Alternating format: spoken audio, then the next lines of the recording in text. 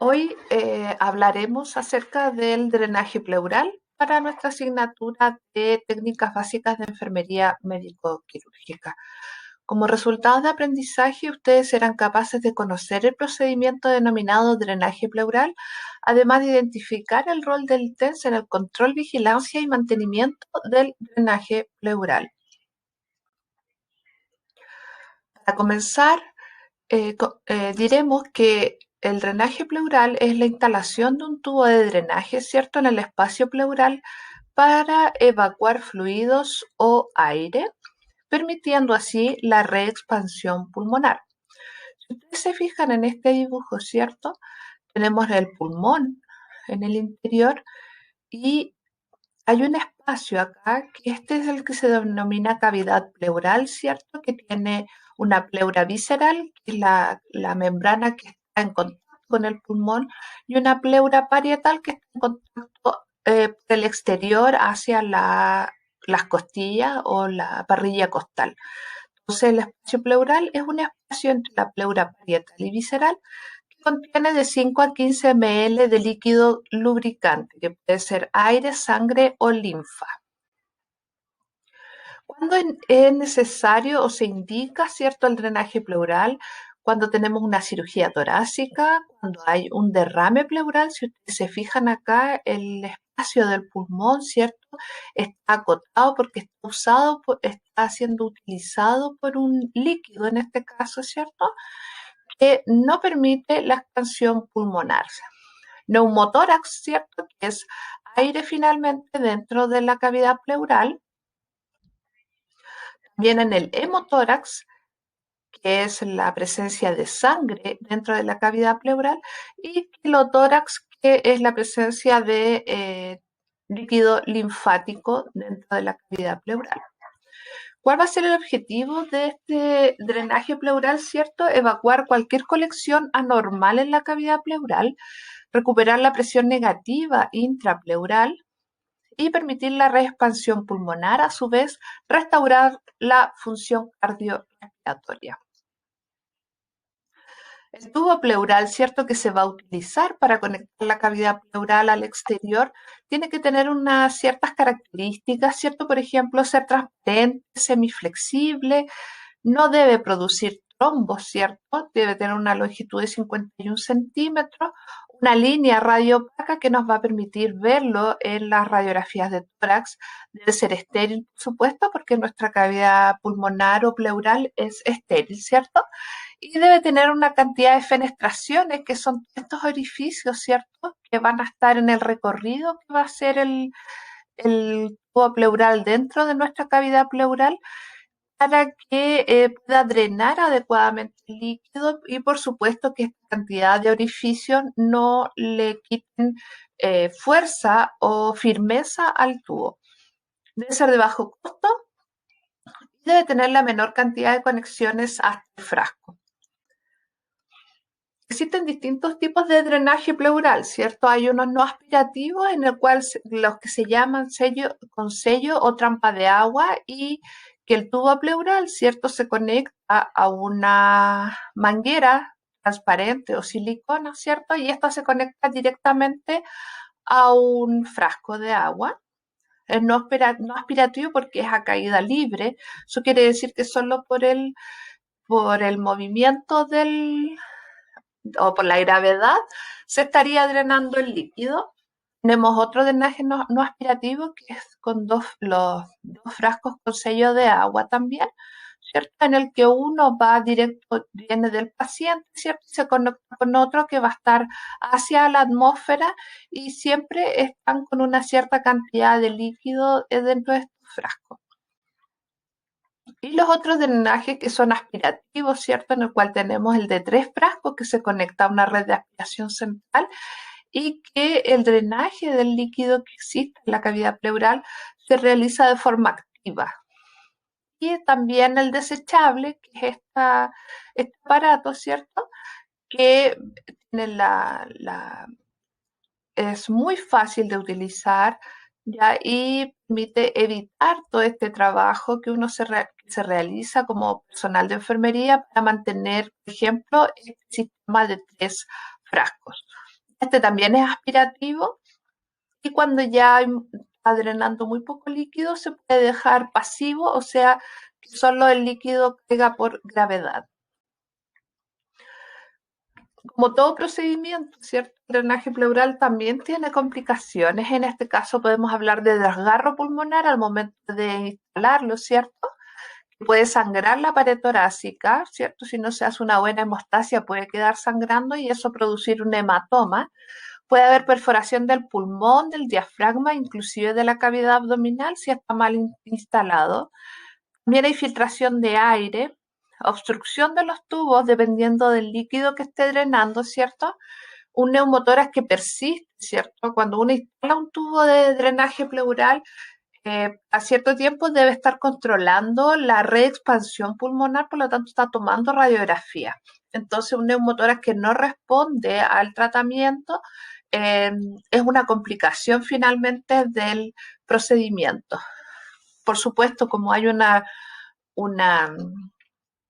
pérdida de continuidad de la piel, ¿cierto? El riesgo de infección es mayor y también se puede producir enfisema subcutáneo. ¿Cuál sería el rol del personal de enfermería? Es verificar la correcta conexión de los tubos a los vástagos desde el traslado de pabellón, ¿cierto? Mantener permeabilidad ordeñando suavemente en forma intermitente, sobre todo dependiendo del líquido que estemos drenando. Fijar con tela los puntos de conexión al paciente y la silicona o el tubo transparente. Mantener los drenajes dentro de cajas o canastillos o portadrenajes que estén por debajo del nivel torácico, aproximadamente 80 centímetros. Observar y registrar la cantidad y características del líquido drenado y o la salida de aire. Medir lo drenado cada 12 horas con el balance hídrico según sea la indicación o según necesidad del paciente. A su vez, mantener el nivel de la trampa de agua con 300 cc o 2 centímetros bajo agua. Siempre se debe mantener hermético, es un sistema de drenaje cerrado y estar cerrado o hermético es el que permite determinar la esterilidad del sistema finalmente. Por otro lado, cuando vamos a trasladar al paciente, pinzamos los drenajes y siempre lo más cerca del tórax. Cuando levantamos o acostamos al paciente o cuando lo vamos a trasladar a otro servicio, también se deben pinzar los drenajes y despinzamos los drenajes una vez que las trampas están ubicadas, ¿cierto?, bajo el nivel torácico del paciente. Puede ser que en algún minuto para trasladar un paciente nosotros pincemos el drenaje cerca del tórax, ¿cierto?, y subamos la canastillo con las trampas de agua, ¿cierto?, con los frascos, y lo subamos a la cama del paciente. Ya en ese minuto no hay problema porque está pinzado. Pero cuando llegamos al lugar donde debemos llegar, ¿cierto? Para despinzar debemos volver a bajar estos frascos de trampas de agua, ¿cierto? Para poder despinzar el drenaje. Siempre debemos mantener una aspiración continua de entre 15 a 20 centímetros de agua hasta que retiremos los drenajes y revisamos constantemente el llenado del frasco. Ya por el tema que empieza a burbujear, ¿cierto? Por la temperatura que puede haber en la sala, es agua lo que contienen las trampas de agua, los frascos. Por lo tanto, existe mucha posibilidad de evaporación. Y uno le hace una marca, ¿cierto? Lo que permite que determinar si falta rellenar los frascos o si tienen, al contrario, demasiada agua. ¿Ya? Y por último, el cambio de las trampas debería ser cada 72 horas o dependiendo de las normativas del servicio. Siempre eso es importante. Cuando se instala un procedimiento, o sea, cuando se instala, perdón, el drenaje pleural, la instalación es un procedimiento quirúrgico de tipo médico, pero la preparación del sistema o de los frascos, la vigilancia, el control y el mantenimiento de este drenaje pleural corresponde al personal de enfermería. Cuando nos enfrentamos a este procedimiento debemos, ¿cierto?, preparar materiales, ¿cierto?, reunir equipos, llevarlo al lado del paciente.